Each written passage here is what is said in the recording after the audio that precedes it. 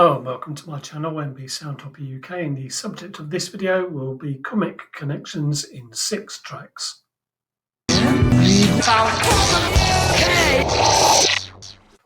Although all my videos are about items I have in my music collection, I am, to be honest, a terrible collector because what I get is all over the place. Therefore, I'm more of a hoarder than a collector. If anything, I'm closer to being a collector of comics, but even then I'll aim for specific titles and then something else catches my interest and I'll go after that. Even so, I thought I'd do this video to marry up my 2 main hoarding obsessions. I'm not sure if that's the right way to express it, but it will do. I digress. Over the years, there have been numerous references to comics in music, and here I'll focus on 6 tracks where the 2 overlap. The tracks range from the mid-1960s to the late 1980s, and I've put them in chronological order. First up is Sunshine Superman by Donovan from 1966. I don't know whether this is the first pop song that refers to comic characters, but I doubt there are many examples before it. Maybe Superman might have been mentioned elsewhere, although in this song there is a dual meaning in that it could also refer to Nietzsche's Übermensch. I can't imagine Green Lantern being name-checked before, though, possibly even afterwards for that matter. It was a sign of the times that the characters were from DC Comics, or National Periodical Publications, as they were known before 1977. They were the biggest selling comics publisher in the USA at that time. Sunshine Superman was a massive hit in the USA, UK, Europe, Australia and New Zealand. Donovan was only 20 when he wrote Sunshine Superman, and to a degree this helps give it an almost innocent charm. The lightly psychedelic sound made it quite a groundbreaking release, and it's near perfect for inclusion in any film or documentary about swinging London in the mid-1960s. Next is Cymbaline by Pink Floyd from 1969. A song from Pink Floyd's soundtrack from the film More. It's one of the higher points on what is a bit of a disjointed album. However, in fairness, that's not altogether uncommon with soundtrack albums. It's quite a sparse song, the subject of which is a nightmare, and it's a track which gained the attention of Hawkwind, or Hawkwind Zoo as they are originally known. They covered the song, and it can be found as a bonus track on the CD reissue of Hawkwind's self-titled debut album. The song contains the line, "And Doctor Strange is always changing size." Doctor Strange being a Marvel Comics character that first appeared in Strange Tales 110, cover dated July 1963. The character was created by Steve Ditko, whose highly imaginative artwork was well suited to the kind of psychedelic imagery prevalent in rock music a few years later. Getting back to the track, the version in the film itself is sung by Roger Waters, who wrote it, but on the album it's sung by Dave Gilmour.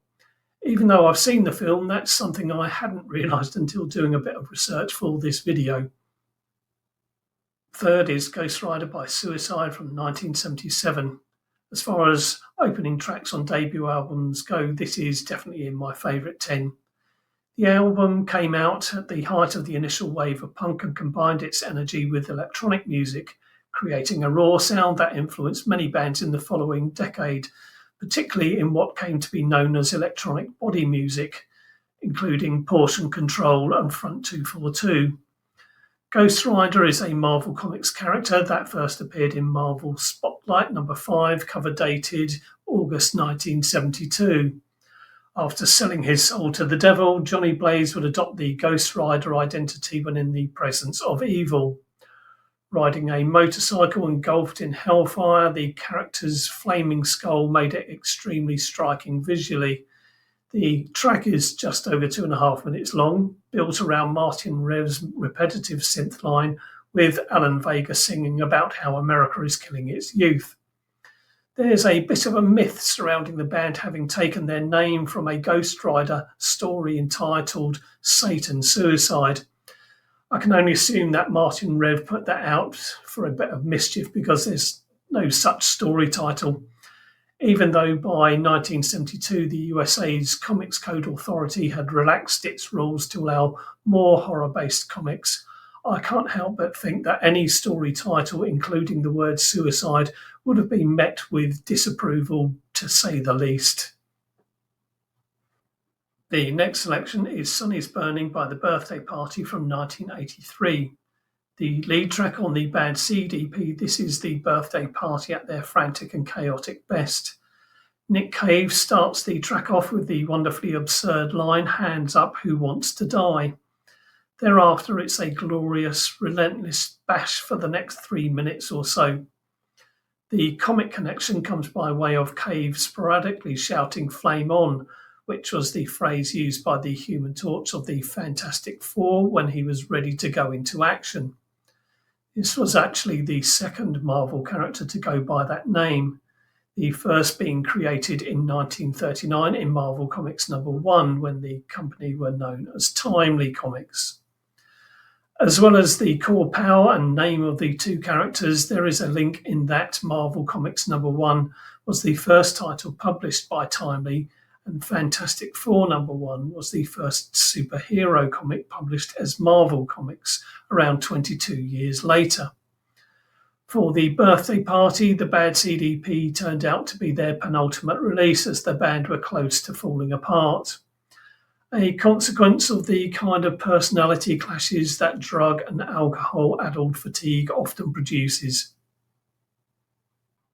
Fifth is You Disappear From View by The Teardrop Explodes from 1983. I could have chosen any track by The Teardrop Explodes in view of the band name being taken from a panel in issue number 77 of Daredevil, cover dated June 1971 and published by Marvel Comics. Although this title had been going since 1964, by 1971 it was struggling a bit.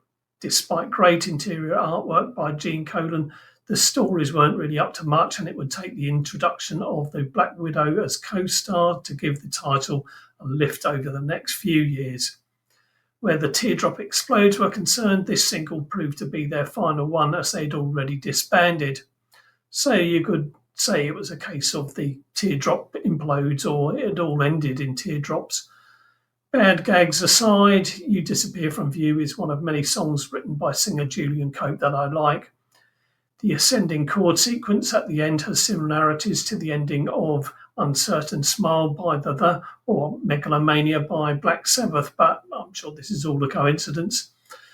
You Disappear From View was released after the Teardrop Explodes' second and final album, Wilder, and thus didn't feature on it. But subsequent CD reissues of Wilder include the track as well as what's on the B-side. Before we get on to the final track, here's a look at what's coming on this channel in the near future.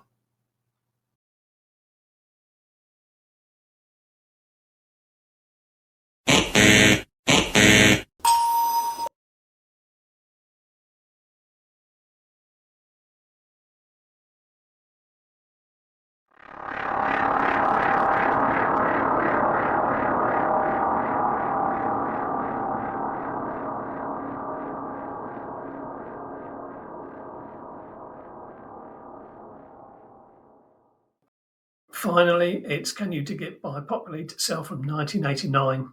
A song celebrating popular culture, this contains an array of references to film, television, music, comics and more. It starts with a sample from the 1979 cult film The Warriors, which is also where the song title comes from. Musically, it's a typically up-tempo PWEI mashup of styles, most prominent being metal and hip-hop, with a dollop of punk attitude thrown in. So, where do comics come into the equation? The lyrics mention the Furry Freak Brothers, an underground comic that Rip-Off Press began publishing in 1971. Marvel and DC get mentioned, so does Bruce Wayne, and I'm sure I don't need to tell you who he is. In addition, there's V for Vendetta, a series that originally began in the British anthology comic Warrior, before being reprinted, colorized and concluded by DC. Alan Moore Knows the Score is a line referring to the author of V for Vendetta, a British writer who had worked on UK comics like Warrior, 2000 AD and Doctor Who Weekly. He later worked for DC, giving their Swamp Thing title a major, enduring overhaul, and along with artist Dave Gibbons, created the Watchmen series. When PWEI released Can You Dig It?, Alan Moore was one of the hottest creative talents in the comics industry. He remains an active and highly regarded writer to this day. That's just 6 tracks. There are several others, such as Magneto and Titanium Man by Wings, and a couple of T-Rex songs that mention Doctor Strange and the Silver Surfer. Judge Dredd has also been the subject of a few songs since the 1990s. In time, I dare say there will be more songs of this type. In the video description, there are links to each of the tracks that I've spoken about. Details about subscribing, commenting, etc. are shown at the end of this video, and thank you should you decide to do that. In the meantime, if you've made it this far, thanks for watching.